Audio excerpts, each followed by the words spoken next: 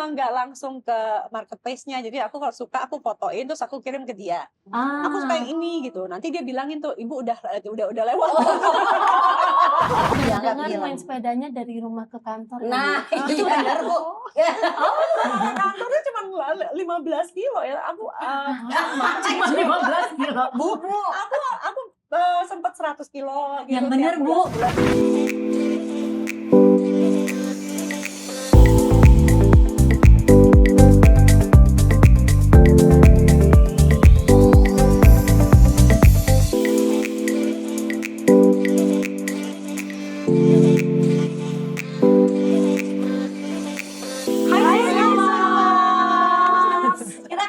Lagi di episode podcast Mom Sweet Moms, dan kali ini kita akan ngobrol nih tentang satu realita yang sangat dekat banget sama kehidupan banyak perempuan hari ini nih ya. Gimana caranya nih kita sebagai perempuan bekerja, perempuan yang aktif di tengah dunia yang kayaknya aduh bergerak tuh cepat banget ya. Istilah tuh kalau orang bilang waktu adalah lalat, time flies tuh benar ada ya. Nah, untuk ngebahas topik yang seru ini kita juga udah kedatangan seorang sosok istimewa yang ngejalanin dua peran tersebut secara nyata. Jadi ibu iya, bekerja iya, pekerjaannya nggak kaleng-kaleng, bukan lagi ya. Langsung kita hadirkan Menteri Komunikasi dan Digital Ibu Mutia Hafid. Selamat datang. Ini working mom level dewa nih. Betul. Jadi kita akan working mom. Kita akan ngebahas nih gimana caranya menyeimbangkan waktu ya nggak sih sebagai ibu dari seorang batita ya kan, masih batita karena baru 3 tahun ya Bu ya? 3 tahun, mau 4 tahun ya mau 3 tahun 7 bulan. Oh iya benar, masih ibu dari pokoknya masih lagi aktif-aktifnya. Terus kerjaannya tuh bukan ya tadi nggak main-main. Bukan cuma ngurusin perusahaan atau kantor atau bisnis negara. Kita aja ngurusin anak aja pusing ya. Ngurusin anak orang, semua anak. Betul. Gimana nih Bu kalau ibu pulang ke rumah, udah ngurusin kerjaan negara dan segala macam. Nah itu kita kepo sih Bu, jam berapa mulai kerjanya, pulangnya jam berapa ya Noli ya? Pulang ke rumah masih ngurusin anak itu gimana sih Bu? Pengen tahu banget nih. Tapi ini semuanya tuh idola-idola aku. Semuanya juga ini kan bekerja. Ya ini kan juga bagian dari ini ya bekerja. Jadi aku rasa sih sama aja sih challenge-nya ya dengan ibu-ibu lainnya, tapi mungkin ngaturnya yang beda gitu ya. Kalau aku tuh biasa, anakku sekolah kan jam 8 pagi tuh, jadi aku harus sebisa mungkin kalau nggak ada acara Bapak Presiden, ada acara-acara yang penting atau harus keluar kota, jadi jam 8 aku ngedrop dulu anak. Habis ngedrop anak. Sama ya sama kita soalnya ya. kan kita cuma dapat waktu tuh pagi sebelum dia kita drop ke sekolah, sama malam kalau acara aku nggak sampai malam banget, aku masih bisa pulang jam 9, jam 7 dia paling lama. Jadi aku biasa cuma ketemu pagi sama dia mau tidur. Itu pun kalau nggak ada rapat-rapat tambahan gitu ya. Jadi dimaksimalin di situ. Kemudian Sabtu Minggu juga kadang-kadang Sabtu Minggu kan. Kalau Bapak Presiden kan emang beliau kerja terus gitu. Sama kuncinya juga setiap aku kunjungan kerja gitu, dari dulu nih dari waktu di DPR juga aku bawa sih emang dari dia baik. Sampai orang tuh bilang ya, gila lu ya anak 2 bulan udah lo bawa kemana-mana. Karena masih nyusuin mungkin ya Ibu. Nyusuin juga. Sama terus aku ngerasa daripada jauh ya kayaknya anak tuh tetap lebih, udah yang penting dia sama ibunya. Tapi jujur penasaran sih sama itu, karena kita semua juga pasti ngalamin dong kita bawa anak bekerja. Nah ini sebagai ibu menteri pernah bawa anak bekerja luar biasa ya. Itu dia kan. Jadi dia itu dari umur minggu itu emang aku udah ngantor juga waktu itu masih di DPR. Jadi dia 2 minggu deh nggak ada cuti kan waktu itu ya. Itu ketua komisi di DPR. Jadi sebenarnya lebih ngatur sendiri. Jadi dia memang udah biasa ke kantor dari usia 2 minggu. Kemudian aku ngatur jadwal rapat-rapat dengan jadwal di awal-awal kan tiap 2 jam, nyusuinya tuh tiap 2 jam. Kemudian nanti di 2 jam ini enaknya dulu juga jadi pimpinan di komisi tuh bisa ngatur jadwalnya kapan break, kapan break lagi gitu.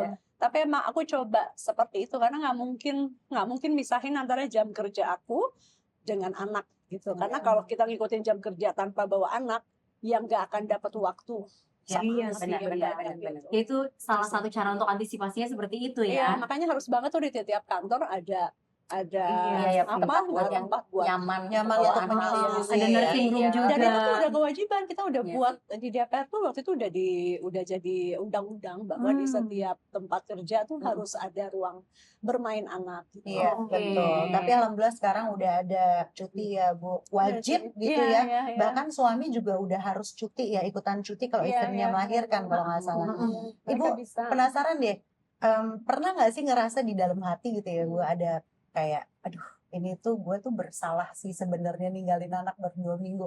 Ada mom guilt kayak kita kan Iya, emak-emak ya. iya. Kadang Selalu ada. Misalnya Mona gitu lagi nyusuin tapi harus syuting gitu kan, stripping pasti. segala macam kayak antara aduh gue sebenarnya pengen sama anak cuma pasti kita kan perempuan dipertemukan dilema Itu kayaknya ibu bekerja sih Iya. ya, rata-rata tuh dilema itu dihantui sebenarnya. dengan Apa rasa sih? bersalah. apa sih Ibu kunci supaya kita tuh melakukan itu bahwa ini nggak salah kok apa yang kita lakukan nih bukan sesuatu yang menyalahi memang ya udah ini konsekuensinya gimana Ibu Dikuatin ngadepinnya? aja hatinya.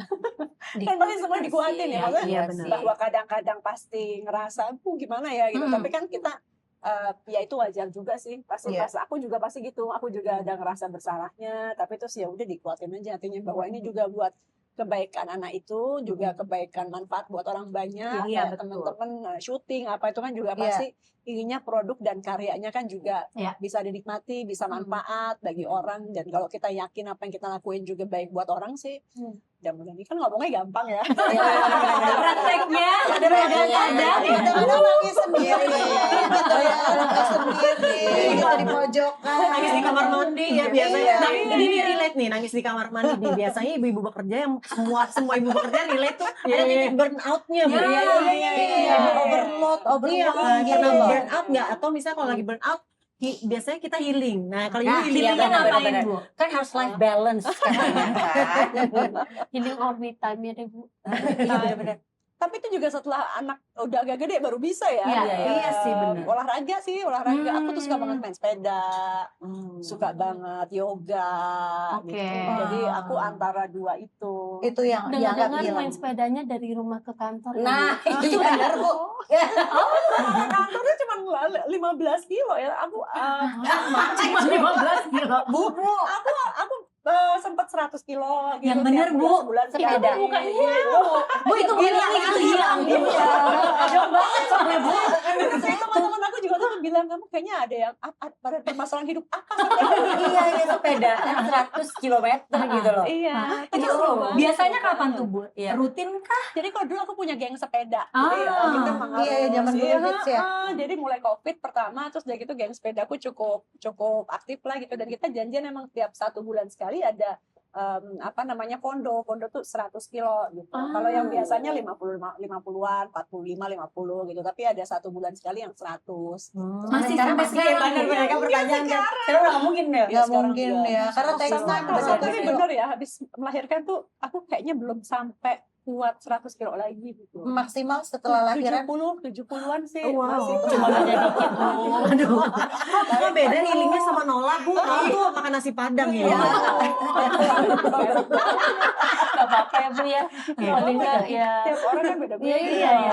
Nah, satu hal lagi nih yang aku kepo ya Bu ya, dengan segala kesibukan, bekerja, ngurus anak, masih nyempetin olahraga. Tapi penampilan tetap kece. Ibu punya stylist ya sih Bu? Karena kalau ngelihat dari postingan-postingan ibu tuh kalau ada acara tuh pokoknya rapi tapi stylish gitu Iya. loh. Jadi kayak yang bisa nih kita ikutin gaya ini gitu loh. Ini udah jauh lebih Tadi semuanya. tadi aku juga dapat bocoran. Aku kan nanya, Ibu tuh suka dari rumah ke kantor misalnya tuh naik sepeda kan.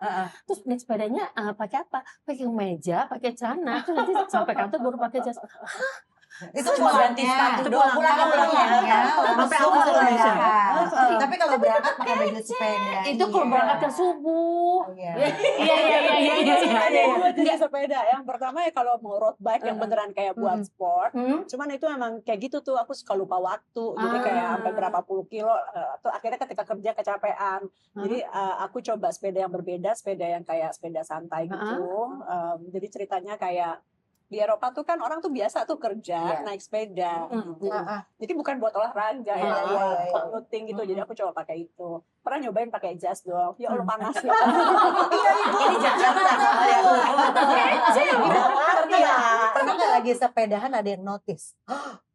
Ada banget. Ibu, di mana? Ini dong Bu, gitu lah. Akhirnya menyampaikan aspirasi di pinggir jalan gitu. Aspirasi atau minta foto kejauhan Indonesia gitu. Apa Bu kejadian lucu lagi sepedahan gitu ketemu masyarakat? Ada kejadian Kan apa Bu? Jakarta juga macet ya. Jadi ada banyak banget momen ketika emang kita diam berhenti gitu. Jadi dia nyapa Ibu Menteri keren banget top. Ya alhamdulillah pada gitu. Ibu ada yang jaga tapi kan Bu Kalau ada aku mau jagain. Mulai naluri keibuannya nggak sendiri kan Bu, Jakarta loh ini Bu. Biasanya. Oke, Berdua, iya. bertiga, iya. Ada lakinya kan Bu. Aku tuh tim yang yang nemenin aku. Kan ada yang nemenin aku, satu dari polisi, satu dari tentara, dua-duanya perempuan. Tapi nggak apa-apa, polisi sama tentara. Tapi nggak apa-apa, polisi sama tentara. Jadi mereka pun meskipun perempuan tapi sama jaganya sama kuatnya sama cowok. Kebayang, Iya. kebayang. Oke. Kita nggak panik ya. Iya, lu pernah ngalamin gak sih? Bukan kadang-kadang kita as a working mom nih ya, ada aja tuh hari dimana pagi-pagi gerabak gerubuk, benda ketinggalan, apa mood udah berantakan dari pagi. Itu kayaknya bawaan dari lahir. Ada yang punya. Belum lagi nganterin anak dulu, Mesti kan? nganterin Iya. anak, tapi ibu kan rapi. Kalau aku nganterin anaknya jujur nih Bu ya, belum mandi, belum baju, seadanya, rambut untal-untal, muka nggak make up. Habis lupa gambar. Itu kok kayaknya tetap on point gitu, Bu. Apakah malamnya di JR kostum dulu? Kayaknya mama saksi hidupnya tuh mama di sekolah anak aku tuh yang kadang-kadang aku kayak masih pakai ini. Jadi dia sambil jalan, tapi kenapa harus rapi? Aku meyakini meskipun sebenarnya kan bukan karena kita demen dandan ya. Aku yakin ini moms di sini juga bukan karena emang suka aja dandan. Enggak, tapi karena kita ngerasa bahwa we have to be presentable, apalagi dengan tugas masing-masing. Terus kita kan Kementerian Komunikasi. Jadi kalau misalnya kita mau komunikasi terus juga kitanya berantakan itu, takutnya distraksi terhadap message yang berusaha kita sampaikan. Jadi ini satu bagian dari tanggung jawab aku menurut aku gitu, yang harus aku lakuin juga dengan sungguh-sungguh. Pemilihan baju, rambut, semuanya itu jadi satu message kepada masyarakat. Bagian dari tanggung jawab dan profesionalisme gitu ya. Mungkin karena dulu aku juga di TV ya. Iya benar. Ini kita sering lihat juga nih ibu tuh kemana-mana selalu bawa tumbler dan isinya kopi ya Bu ya. Ada yang ngumpet di sini ya. Ada yang ngumpet di situ. Iya. Ibu tuh coffee person banget ya Bu. Banget. Kenapa Bu? Kan ada orang Apa yang terjadi kalau tanpa kopi? Iya, betul. Apakah kurang tune in atau jadi ngerasa energized gitu? Ngerasa lebih bisa fokus. Karena udah kelamaan kali ya, udah kebiasaan. Udah kebiasaan. Kalau nggak minum kopi kok kayak agak lebih turun sedikit kemampuan atau kecepatan. Iya, Bu. Gitu ya. Sugesti kali ya. Paling suka apa Bu? Kopinya americano kah atau gula Latte. aren kayak Indonesia tuh lagi Mont Blanc. Aku lagi suka Mont Blanc. Seru banget. Kalau Ibu sukanya apa kopinya? Aku cappuccino aja. Oh, cappuccino. Iya, Sama kayak saya. Jadi Masih itu ada manis-manis. itu pengopi beneran ya. Sehari berapa gelas Bu? Boleh tahu. Maksimal. Sekarang udah mulai dikurangi, aku diingetin terus, tapi 2-3 lah. Kalau dulu bisa 4-5 gitu. Oh, banyak ya. Iya. Itu pakai gula Harinya nggak Bu? panjang, pagi bangun ya kan. Nanti jam Iya, bener. nyampe tengah-tengah sebelum makan siang satu lagi. Terus siang sore satu lagi. Terus malam juga masih Soalnya harinya panjang ya. Iya. Tapi waktu jam tidurnya gimana Bu? Jam istirahatnya keganggu nggak Bu? ya ada sih memang. Karena kan pasti kan sampai rumah pasti kan masih ada tugas dan masih nyangkut Jadi kalau nggak sih aku gitu. ada rapat malam, tuh emang aku jadi terganggu karena kalau aku rapat malam aku selalu minum kopi juga kan. Karena kalau Otomatis rapat ya. enaknya sambil ngopi. Nah udah tuh pasti agak tidurnya jadi telat. late ya. Sebentar besok pagi harus ada tugas lagi dan benar, segala benar. macam nggak. Nah, tadi kan Ibu sempat bilang masih sempat nganterin anak ke sekolah nih ya. Sebisa Biasa mungkin. sebisa mungkin. Pernah nggak sih Bu, seorang ibu menteri mengalami anaknya pakai seragam salah Bu? Kayak kita gini Bu, ya. Misalnya nggak lihat grup WA gitu ya. Pernah juga nggak? Iya dong. Lupa tugas. Lupa tugas. kita aja lupa bukan seragam menteri aja pernah ya, suka Bu? skip. Lupa seragam nggak ya Mbak Misha? Aku Hebat. alhamdulillah waktu ajaran pertama, waktu dia baru mau masuk kelas, suka lupa kan, karena anak kelas 2 sama kelas 3 beda. Beda, Kelas 3 jadwal seragam. jadwal seragam Mm-mm. beda. Nah itu aku Mm-mm. pernah salah, tapi setelah itu enggak Kan sih. itu somehow ya sekarang ya, aku kayaknya dulu aku nggak gitu ya waktu kita masih kecil-kecil ya. Sekarang tuh nonton ada kostum day. Benar. Ya kan? Oh, iya, Iya, iya, iya, iya. Hari ini kostumnya adalah animals. Iya, iya. Kelupaan semua anak-anak udah pakai yang heboh gitu. Udah sampai sekolah nih. Iya gitu. Terus apa macam-macam ya, kemarin ada profesi. Iya, benar. Iya, Kadang-kadang suka kelupaan gitu. Potluck sering banget. Nah, ya. itu ya. Sama Bu, sama gitu. Ada acara apa kita skip kan? Bawa Iya. 10 makanan 10 porsi gitu Iya. ya, potluck rame-rame di sekolah sama Iya, pernah iya. skip juga. Atau ingetnya jam 10 malam semua toko udah tutup gitu. Iya, harus bawa biang es. Astaga, nyari biang es jam 6 pagi. Kemana saya ya kan? Ini kalau nyari biang es jam 10 malam kayak biang kerok. Iya, biang kerok. Ada yang salah di kita deh, padahal kita bukan Bu Menteri. Kalau yang penting kan bisa dipahami ya. Iya. Kalau kita sampai salah kan keterlaluan. Karena kita keterlaluan. Enggak kok. Soalnya aku tuh pernah ngerasa waktu itu kayak gitu. Jadi kadang-kadang cara kita nguatin diri kita tuh gitu. Kadang-kadang kita jadi nyalahin profesi Iya, kita. betul. Kan? Ini gara-gara gue sibuk banget nih. Besokannya ada yang mama-mama juga nggak maksudnya Iya, rumah tangga. Jadi itu emang kayak normal untuk ibu Iya aja sih. sih. Iya, cuman Normal. kan fokusnya ibu banyak banget buat yang dipikirin. Ibu mikirin negara ini. Mbak Nola juga kan. sama sih saya rasa. Iya enggak, tapi kan ibu banyak banget yang dipikirin ya kan. Tapi katanya Meeting-meeting. perempuan kan emang selalu banyak yang dipikirin sih. Iya sih. boleh. Kalau kita check out ternyata kuning Betul. Bener-bener. Bu, bener kita jadi pengen tahu ya. Iya. Perempuan. Iya, cari tahu. Kan tadi kita udah bilang nih, Ibu gitu kan. style oke banget. Ibu suka belanja online. Iya, suka masukin apa wishlist dulu ke Keranjang tapi nggak check out.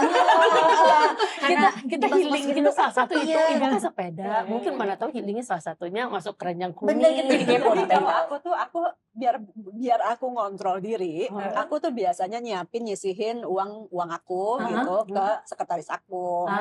Oke, ini jatah gue belanja baju segini ya gitu. Biar nggak lebih kan, kalau nggak kan kita Iya, kayak bener. langsung Iya, bener. Jadi aku emang nggak langsung ke marketplace-nya. Jadi aku kalau suka aku fotoin terus aku kirim ke dia. Aku suka yang ini gitu. Nanti dia bilangin tuh, ibu udah lewat. Ibu udah lewat. Atau ibu terus kadang-kadang kan kita juga suka, misalnya kita beli baju warnanya sama melulu. bener-bener. Jadi emang aku harus dibantu orang untuk bilang ibu dari kemarin warnanya pink melulu, atau ibu dari kemarin modelnya gitu terus gitu. Itu tips nih. Betul. Angie punya lipstick merah 10 Bu. Berarti udah bener dulu gue tuh titip Eca ya. Eca yang ngingetin, Jill udah punya. Iya benar. Aku titip-titipan bener banget. Iya, Itu bener, iya. ngebantu Itu tips. banget buat ngontrol, karena aku tuh kan orangnya memang karena nggak karena menteri digital sih, tapi karena memang dari dulu aku tuh sangat suka. I spend a lot of time on my phones gitu loh. Iya, Jadi iya, kalau nggak dikontrol kayak gitu tuh kayak iya gitu.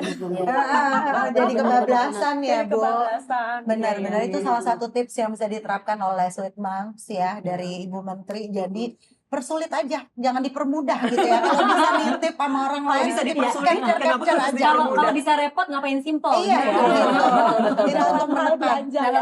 Dalam hal belanja ya. Iya. Iya, iya. Kalau titip di suami tuh nggak dibeliin gitu ya, belum tentu dibeliin terus kali ya. Bisa juga nitip suami, cuman ya. Tapi suami yang belanja sih ya. Iya, iya. Suami yang check out. Oh iya. Iya. Nah,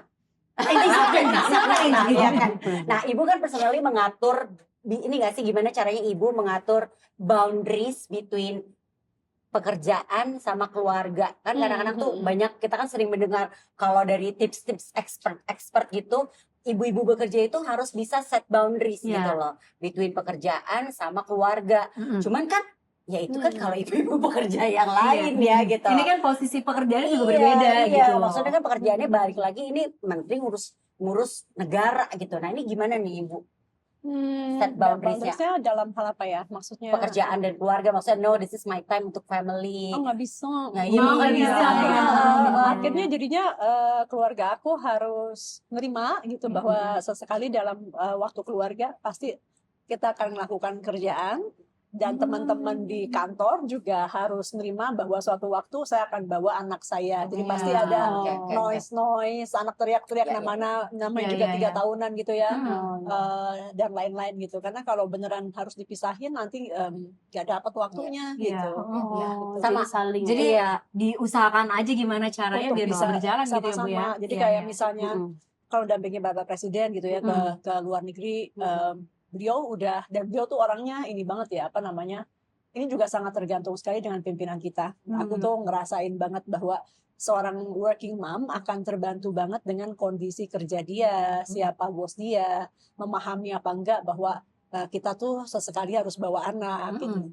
Jadi dalam kunjungan kerja luar negeri pun dia udah terbiasa tuh bahwa ada anak aku yang akan ikut gitu. Oke. Tapi Ibu pernah nggak sih ngadepin ya, kalau aku nih contohnya dulu nih ketika ada anak pentas ternyata kita nggak bisa datang, anaknya nangis, atau misalnya aku harus pergi dari subuh pas sebelum dia bangun, pulang malam dia udah tidur.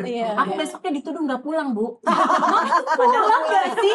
Mama tuh di sebelah kamu, Mama nggak pulang gitu. Terus kadang-kadang menghadapi anak dengan tangisannya itu tuh, walaupun kita berusaha tenang, dalam hati kan kita nangis ya Bu ya. Karena pengennya juga kita bisa sama-sama dia. Ibu ada nggak momen-momen seperti itu? Aku ngerasa itu setelah 3 tahunan dia bisa kayak gitu ya, bisa nyampein, bisa protes. Tapi yang lebih berat tuh waktu di usia 2 tahun ke bawah, anak kan belum bisa nyampein ya gitu.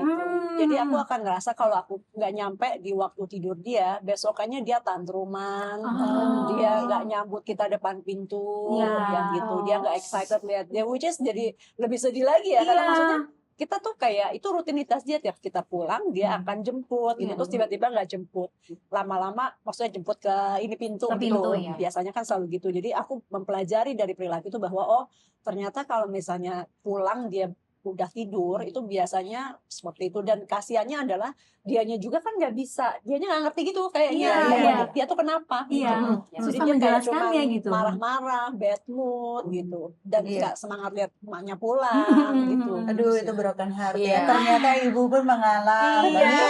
Jadi semua sweet moms yang working moms, tenang, kalian gak sendirian ya. Nggak usah berkecil hati. Nah, kalau kita mau ngomongin soal working mom sekarang secara general, working mom di Indonesia ini sebenarnya di sini tuh udah workplace-nya udah cukup ramah sama working mom gak sih untuk kita nih saat ini? Karena kan ya tadi kalau dari ceritanya ibu sih kita juga tahu beberapa tempat tuh sudah menyediakan nursing room gitu kan, terus sebenarnya udah oke lah ya gitu. Tapi sebenarnya kalau dari sudut pandang ibu udah cukup ramah gak sih? Nah, aku jujurnya tuh karena mungkin Kementerian PPPA lebih memahami ya seberapa survei, seberapa banyak sih. Karena kalau aku kan ngelihatnya dulu aku di DPR, jadi dan aku bisa minta gitu loh. Maksudnya aku bilang karena aku tahu aturannya kan Mbak. Jadi maksudnya ini harus ada nih sesuai undang-undang gitu.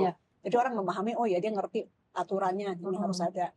Kemudian di kalau kantor pemerintah rata-rata memang karena harus patuh juga, jadi semuanya ada. Nah, yang jadi concern tuh moms yang mungkin kerja di swasta gitu, nggak tahu tuh apakah ya kayaknya kalau misalnya kalau di mall hampir semua rata-rata ada. Karena aku kan juga dulu sering banget nyusuin ketika di mall gitu apa, jadi kayaknya sekarang udah lebih bagus. Tapi kan ini Jakarta, aku nggak tahu kalau di daerah lain tuh seperti apa, dan itu yang harus kita galakan. Dan caranya tuh perempuan-perempuan menurut aku ya karena undang-undangnya udah ada, aturannya udah ada, menuntut aja gitu. Aku juga dulu di DPR tuh belum ada waktu saya punya bayi, karena di DPR tuh waktu itu merasa ruangan banyak banget gitu, jadi kenapa harus ada yang khusus gitu. Sementara aku ya nggak gitu, harus ada tetap yang khusus gitu, meskipun tiap orang punya ruangan harus ada yang khusus.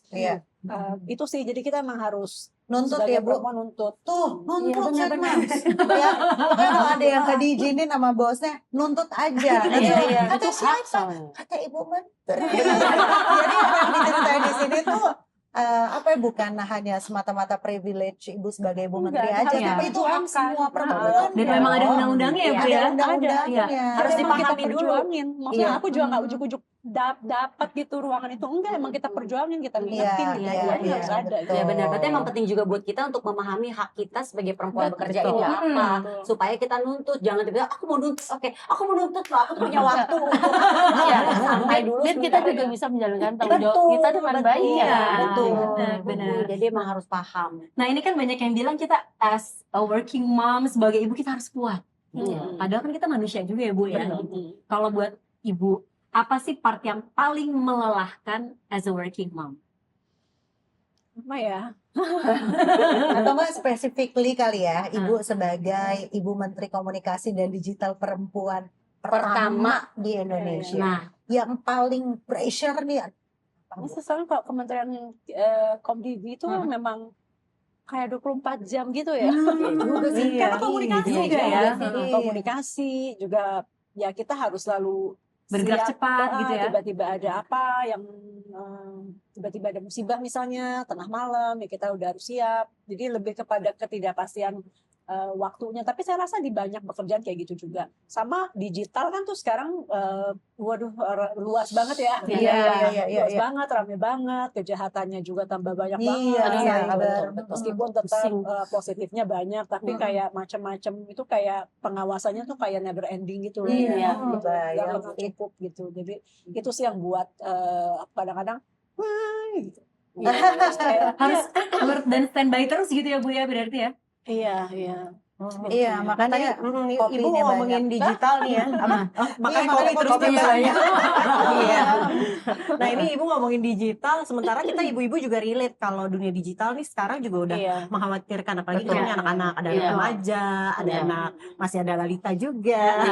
Nah ini kan udah mulai cukup mengkhawatirkan gitu Bu. Kalau dulu tuh orang tua aku kayaknya khawatir banget kalau aku main sepeda kejauhan dari rumah misalnya, ya kan, atau main kemana lah keluar rumah. Kalau sekarang kita kayak kebalikan ya, kita khawatir kalau anak kita kok di kamar terus, Depan handphone terus, depan gadget terus, keasikan sendiri, udah nggak mau diajak ngobrol. lihat apa sih gitu ya. Karena aku tuh kemarin baru aja ada satu aplikasi yang fiturnya baru. Tuh.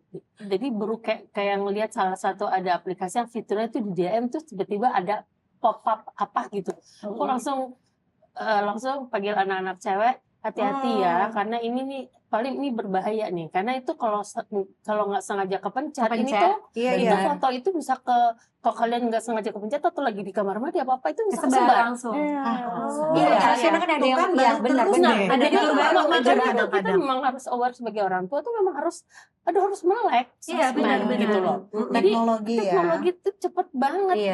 Dan emang kayak orang kita tuh kayak harus kejar-kejaran untuk melek terus. Nah kalau ibu sendiri ada nggak perubahan parenting apa yang harus dilakukan sama anak-anak di era digital gitu? Karena anakku belum terlalu besar ya, jadi challenge-nya adalah lebih kepada menjauhkan dia dari gadgets. Menjauhkan ya. Jadi dia sama sekali enggak gitu. Yang sulit kan memang kan kesadaran ini, which is very good. Ibu-ibu moms di sini udah pada ngerti, tapi kan banyak banget juga moms yang belum paham ini, terutama mungkin yang yang nggak terdedah informasi ini, gitu loh. Karena bahkan kalau kita lihat 5 tahun lalu aja trennya kan beda. 5 tahun lalu tuh masih banyak ibu-ibu yang ngerasa bahwa anak gue kalau bisa mengoperasikan iPad dia pintar.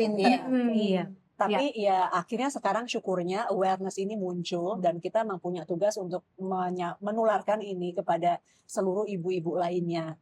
Bahwa sebetulnya dunia digital itu sama kayak dunia nyata bahayanya, bahkan bisa jadi lebih karena dia tuh lebih cepat dan tertutup. Seolah ruangannya tertutup. Karena apa? Karena orang tuh nggak beridentitas juga bisa aja melakukan apapun di situ. Makanya kita juga sekarang lagi salah satu yang kita kuatkan juga bahwa orang yang masuk di ranah digital harus jelas identitasnya gitu. Karena apa yang ada di ranah semua yang ada di kita sekarang di ranah fisik itu sekarang semuanya masuk di ranah digital gitu. Jadi nggak boleh ada yang beda. Kalau misalnya aku harus tahu bahwa oh ini Mbak Novita Enji, ya di ranah digital juga aku harus tahu ketika aku berbicara itu jelas orangnya siapa gitu. Kalau sekarang kan kejahatan-kejahatan itu datang dari akun-akun yang nggak jelas siapa.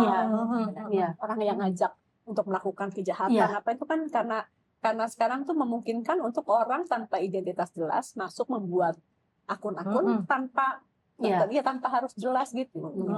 Itu sih emang. Dan itu kebayangnya ibu ibaratnya berperang dengan mereka yang mungkin kebijakannya udah worldwide ya.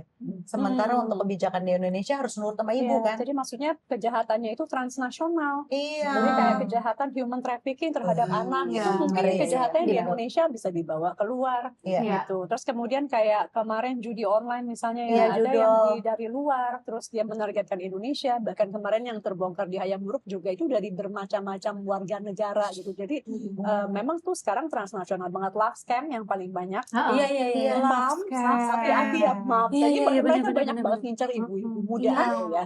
Iya, love scam itu memang kayak ngincar perempuan-perempuan muda berpenghasilan untuk kemudian ya jadi nawarin diri jadi pacar ya dengan aku nganggap kita atau janda-janda yang kesepian, Bu.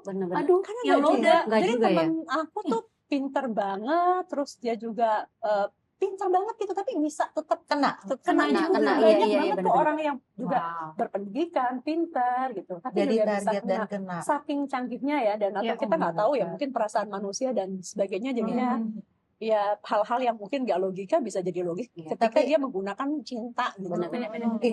Jadi kalau kita mau banget juta loh, sampai ratus juta, dan itu biasanya kan rata-rata di luar negeri. Jadi penipuannya tuh kayak mereka tuh mengatakan di luar negeri dia akan datang, akan nikahin, tolong cari aja dulu rumah buat kita nanti. Kayak gitu, film itu terjadi pada temanku beneran gitu loh. Jadi maksudnya yang ada di film itu nggak bohongan gitu. Iya di film itu. Iya tahu kan. Jadi film apa ya? Iya pernah. Iya tahu.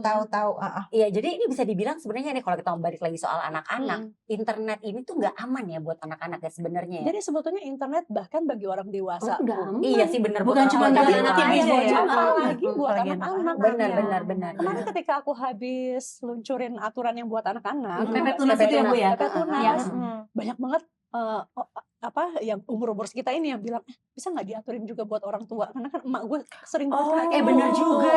Terus bapak gue sering banget tengah malam katanya lihat TikTok live gitu. Jadi kayak ini sebenarnya tuh menyeluruh, tapi karena negara harus memilih prioritas, maka yang kita prioritaskan untuk spesifik harus ada aturannya adalah untuk anak-anak. Gitu. Iya juga ya. Orang tua kita yang udah mungkin nggak catch up sama teknologi gitu kan, itu sasaran empuk buat yang nggak bisa teknologi tapi marah-marah gitu ya. Kayak boleh diberlakukan. Iya sekarang kalau kita lihat orang marah semua. Benar. Tapi tadi kan Ibu sempat menyinggung tentang PP Tunas gitu kan. Mungkin Sweet Moms di sini ada yang udah tahu, tapi mungkin ada juga yang nggak catch up gitu ya. Sebenarnya Bu, dari adanya PP Tunas ini problem apa sih yang mau dijawab lewat regulasi ini? Karena kita meyakini, dan ini berdasarkan studi bukan hanya Komdigi gitu, tapi studi di dunia yang mulai melihat bahwa sosial media, dunia digital itu punya resiko tinggi terhadap anak-anak gitu. Dan kemudian dari situ kan negara harus kemudian hadir. Ditambah kita angka-angka di Indonesia, karena memang kita penduduknya banyak banget, pengguna internet banyak banget. Kita 220 juta orang menggunakan internet, anak-anak kita ada 70 juta, kemudian 80% dari itu menggunakan, jadi sekitar hampir 50 jutaan gitu menggunakan internet. Pornografi anak di kita salah satu yang tertinggi di dunia saat speaking. Kemudian juga kemarin ketika judi online juga paparannya terhadap anak-anak juga tinggi gitu. Karena kenapa anak-anak jadi target? Anak-anak tuh kan belum bisa mikir secara full ya. Jadi memang mereka itu by design dijadikan target. Ini diduga menurut studi-studi memang mereka by design dijadikan target. Kemudian juga di profile untuk kepentingan ibu-ibu nih kan, kalau belanja buat anak-anak ya suka ini kan pokoknya impulsif gitu buat anak apa aja gitu. Jadi kadang-kadang data anak-anak ini justru di profile untuk kepentingan ekonomi tertentu dari platform-platform gitu. Jadi ini yang kita coba proteksi di luar. Banyak banget sih dari Kementerian Kesehatan bilang bahwa memang secara kesehatan juga mengganggu, baik mata, postur, kejiwaan dan lain-lain kalau tidak dikontrol. Jadi semua psikiater juga punya catatan sendiri gitu. Jadi banyak sekali masukan-masukan kepada kita yang membuat kita meyakini bahwa kita perlu membuat aturan yang menunda anak untuk membuat akun di usia tertentu, yaitu 16 tahun untuk social media yang kita anggap nggak cuma social media tapi platform yang kita anggap resiko tinggi. Tapi beberapa social media yang kemarin kita umumkan itu memang sudah kita umumkan bahwa mereka ini kita anggap resiko tinggi. Tapi memang berarti peran orang tua juga besar sekali dong supaya ini bisa berjalan PP Tunas ini memang ikut serta kita sebagai orang tua juga harus ada dong, punya andil besar dong. Harus banget. Jadi sebenarnya aturan ini tuh untuk membantu orang tua. Jadi aturan ini bukan melepas tanggung jawab orang tua. Ya. Gitu. Karena kita mengamati bahwa orang tua nih berhadapan sama platform bisa gila juga nih nanti orang tua. Karena kayak orang awam suruh main catur sama grandmaster gitu. Nggak akan menang kalau nggak kita bantuin gitu. Jadi kita bantuin pakai aturan yang membuat orang tua tuh bisa lebih pede, bisa lebih kuat posisinya. Di Amerika misalnya udah jadi orang udah mulai tuh menggugat orang tua, menggugat platform-platform. Kalau ini gue meyakini ini merugikan anak gue, dia bisa menggugat gitu. Keren. Apalagi sekarang dengan ada aturan itu juga menguatkan orang tua. Kalaupun misalnya nanti harus ada, mudah-mudahan nggak harus ada mudah-mudahan platform ini nurut. Tapi artinya kalau mereka mau mengambil langkah hukum pun jadi lebih mudah dengan ada aturan ini gitu. Dan sebenarnya memang untuk membantu para orang tua ya ini ya. Dan kemarin ada cerita, ada satu ibu yang bilang gini, jadi sekarang kalau anak aku minta sosmed karena anaknya masih kecil, karena nanti bilang gak boleh sama negara, gak boleh gitu. Body ya. Gak boleh, kamu belum cukup umur gitu. Banget tau gak sih teman-teman aku yang kayak voice note anaknya dikasih ke aku gitu. Bilang aku kayak gimana? Kalau jawabin anak gue nanya ini nih, katanya nih aturan itu. Ya orang tuanya bantuin jawab. Sama si ibu menteri juga yang jawab ya. Tapi dapat komplain apa Bu dari anak-anak Bu? Terutama yang games ya. Jadi kan salah satu yang kita attempt, aku sebut aja karena mereka juga sudah lagi melakukan pembenahan Roblox tuh waktu itu. Jadi kayak anak-anak tuh games itu tingkat adiksinya sangat tinggi. Jadi ketika kita atensi, itu tuh anak-anak tuh pada yang kenapa gitu-gitu. Iya, histeris. Beneran ada temen aku yang ngirim anaknya teriak-teriak tantrum, tapi dianya ketawa-ketawa tuh dan pokoknya lu yang jelasin ya. Iya, tapi itu belum secara mungkin perlu diinformasikan juga ke Sweet Moms di rumah bahwa kebijakan ini tuh akan makan waktu yang cukup lama karena anakku yang paling kecil masih bisa main Roblox dan dia dengan sombongnya dia ngomong, bunda bohong, aku masih bisa, nggak bisa gitu. Terus aku bilang, oh iya tunggu nanti, lihat nanti aku udah kayak kehabisan kata-kata, tapi benar mudah-mudahan Sweet Moms juga sabar di rumah, belum bisa dibilang tapi itu yang paling. Tapi kemarin itu mereka bilang mereka udah ngaktifin seluruh fitur komunikasi, jadi tetap bisa masuk. Kalau untuk games karena dia berbeda bentuk ya sama social media, tetap bisa masuk, tapi dia nggak bisa berkomunikasi. Jadi fitur komunikasinya dia itu mungkin memang nggak komunikasi. Karena fitur komunikasinya itu yang membahayakan. Rekrutmen BNPT tuh kemarin juga menemukan rekrutmen radikalisasi terjadi di situ gitu. Jadi memang kita minta specifically untuk, dan mereka melakukan hanya untuk Indonesia. Saking kita Aduh, terima kasih banget Ibu. Makasih Ibu. Dia bantu Pak Eji ke rumah dinas ya waktu itu ya. Jadi dia wah ini banyak ibu-ibu di serius deh. Makanya aku perlu banget tuh kan banyak moms karena mereka tuh nggak lihat aturan pemerintahnya aja. Mereka akan lihat orang tuanya gimana nih gitu. Kalau orang tuanya berteriak keras dan kelihatan mendukung, mereka akan gentar. Dukung banget. Tapi kalau dia tahu nih aturan pemerintah tapi nggak didukung yang masyarakat, mereka akan tetap nakal gitu. Jadi untuk Roblox tuh mereka khusus untuk Indonesia tuh 16 tahun ke bawah nggak ada fitur komunikasi. Meskipun ya tetap kita lihat ya, oke kalau gitu, tapi gamesnya juga katanya udah saring ya. Bu pengen tahu deh, misalnya nih kejadian kayak Mesya tadi gitu ya Bambang, bunda bohong ternyata bisa gitu. Kita tuh bisa ngadu kemana sih? Ngelaporinnya kemana sih? Itu harus diinfoin kemana Bu? Aku mau ngadu soalnya. Nanti ada aduannya. Oke, nanti kita masuk ke sini ya. Jadi buat Sweet Moms di rumah yang pengen ngadu kayak Mesya ya. Kalau Mesya enak udah langsung ngadu sama Bu Menteri. Bisa dilakukan percepatan ya. Iya. Karena kan ini harus jadi kerja kolektif ya Bu ya. Tapi aku agak penasaran sih di kota sama di mungkin bukan di kota ya. Kita ngomongin mungkin lebih di desa-desa atau daerah-daerah.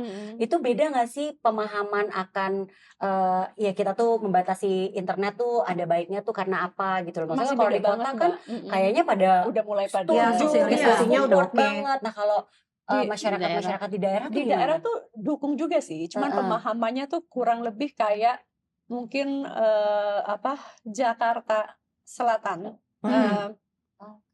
5 tahun atau 10 tahun lalu gitu. Jadi pasti ada gap. Ini makanya kita juga dengan digitalisasi kan kita mengharapkan ada pemerataan informasi sehingga daerah itu nggak selalu dapatnya tuh udah berapa tahun trennya dari Jakarta baru termasuk dalam hal tren informasi.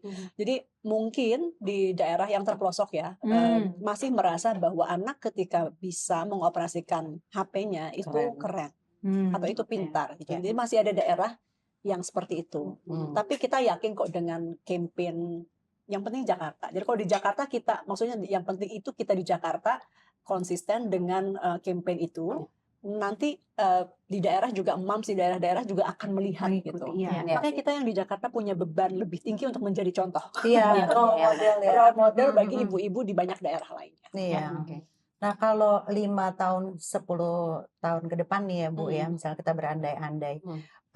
Ruang digital seperti apa yang menurut Ibu tuh wah ini ideal nih, cita-cita pokoknya sebelum aku pensiun ini harus tercapai 5 tahun ke depan, apa tuh Bu? Jadi aku baru aja pulang dari Singapura kemarin dengan Presiden Singapura dan Menteri Informasi dan Digital Singapura membahas mengenai AI ke depan gitu ya. Dengan anak-anak muda, kemarin juga sambil ada kompetisi untuk anak-anak muda membuat AI for good. Jadi bagaimana menggunakan AI itu untuk kebaikan manusia. Karena kalau kita nggak kampanyekan ini, banyak negara yang sudah menggunakan AI untuk perang misalnya, atau untuk deepfake misalnya, itu kan juga pakai AI. Jadi memang dari awal tuh harus kita set bahwa ini AI untuk kebaikan dan harus dibikin campaign bahwa yang nggak melakukan ini berarti mereka nggak cool, mereka nggak bagus untuk humanity gitu ya. Nah, tapi yang aku mau bilang adalah salah satu yang aku ketemu juga kemarin adalah Yoshua Bengi gitu, dia salah satu godfather-nya AI, salah satu penggagas AI yang pertama, dan dia ngomong sesuatu yang mengerikan ya. Kenapa Bu? Mengerikannya tuh artinya kasih warning, dia bilang I have to give you the bitter truth, bahwa government tuh harus siap-siap banget gitu, karena dia sendiri sebagai orang yang sangat mengerti dan bahkan menjadi penggagas awal AI itu mengatakan bahwa dia nggak bisa lihat dia 5 tahun ke depan ini kalau kita nggak sama-sama rem, pemerintah di berbagai belahan dunia ini nggak sama-sama mengatur, merekulit dengan baik, maka AI akan melebihi kepintaran kita semua. Dan mereka udah bisa melakukan, maksudnya mereka, kita akan berhadapan dengan itu, kita akan tergantikan. Kemudian juga teknologi itu selalu prinsipnya inklusif. Ibu-ibu. Jadi teknologi itu ketika hanya dimiliki oleh 1-2 negara besar, dia akan menjadi sesuatu yang berbahaya gitu. Dan sekarang kita lihat memang yang menguasai digital, menguasai teknologi khususnya AI itu Amerika dengan Cina gitu. Dan ini ketika kita membiarkan ini terus itu juga akan berdampak amat buruk bagi negara-negara lain gitu. Jadi ini juga salah satu yang kemarin dia ngasih warning. Jadi kalau dibilang 5 tahun ke depan seperti apa, aduh gimana ya.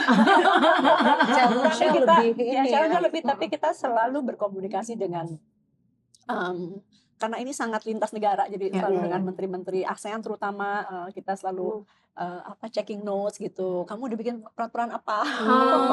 Kita bikin ini yuk gitu. Jadi yang kemarin yang PP Tunas itu kayak semuanya pada nanyain, gimana itu platformnya pada comply nggak gitu, pada nurut nggak gitu. Kan dikasih Bu duluan. Aduh Ibu circle-nya internasional. Indonesia yang duluan kan, termasuk yang duluan di Asia kan. Australia udah Australia duluan, terus tapi yang untuk di Asia tuh Indonesia, bahkan Eropa juga belum jadi. Nah, terus yang kemarin ketika kita buat itu salah satu yang cukup bukan mendukung ini ya, maksudnya dia support gitu ya, yang udah kamu pasti bisa. Itu misalnya teman-teman saya menteri digitalnya Singapura gitu, terus menteri digital Malaysia juga bilang kita juga akan bikin yang kurang lebih sama, dan mereka sekarang lagi dalam proses membuat yang sama, karena memang kalau diterapkannya rame-rame kita punya bargaining yang lebih terhadap platform gitu. Benar. Seru ya dunia digital ini tuh kayak ya ampun nggak kebayang kalau gue jadi Bu Muti, aku udah opini Jangan diminum hobinya Ibu. ini 10 gue Udah stres ya. Tapi support sistemnya banyak, maksudnya selain keluarga juga teman-teman, moms, yang ini banyak banget didukung oleh moms gitu. Makanya ini nggak kebayang Bu, tugasnya banyak banget. Kebayang aku jadi ibu saya nggak bisa tidur Bu. Beneran. Nggak usah minum kopi juga nggak bisa tidur ya. Nggak bisa tidur loh saya. Iya, tapi Ibu terima kasih banget loh udah ngeluangin waktu Terima kasih. untuk sharing. Thank you. kasih Bu. Ya, dan mudah-mudahan Sehat apa yang selalu, disampaikan Ibu. juga bermanfaat buat sweet moms Sangat. di luar ya, Iya. gitu. Iya. Ibu katanya jarang-jarang lo mau datang ke podcast. Iya, Tapi iya, banyak banyak loh, loh, Ibu. Iya. Biasanya Terima kasih topiknya banyak. perempuan banget ya. Iya. Terima kasih banyak. Semoga episode ini bisa melihat sisi lain Iya. dari seorang Ibu Menteri bahwa beliau juga sama seperti kita, Iya. pernah burn out, Mm-mm. pernah merasa overload dengan Mm-mm. pekerjaan dan Iya. lain sebagainya gitu loh. Jadi mudah-mudahan kita lihat nih bahwa oh ya nggak apa-apa kok jadi nggak perfect, nggak apa-apa kok punya perasaan bersalah sedikit. Iya. Kalau kita lagi harus mengemban tugas yang Iya. luar biasa seperti ibu gitu ya. Jadi mudah-mudahan sweet moms di rumah juga merasa semangat dan Iya. Yeay. Karena kalau Sweet Moms ada yang masih penasaran dan ingin tahu lebih banyak tentang PP Tunas, nanti kita tulis di sini ya Iya, untuk mencari betul. informasinya. Boleh bisa di tanya sini juga nih. nanti di kolom Di kolom komentar komen ya. kita. Karena kan Oke. pasti banyak yang, aduh aku ini gimana ya, pasti penasaran belum terjawab sekarang, nanti langsung ditanyain aja, nanti akan dijawab. Siap Iya. kalau begitu. Terima kasih banyak Sweet Terima Moms. kasih. Kita ketemu lagi di episode Deep Talk selanjutnya. Bye.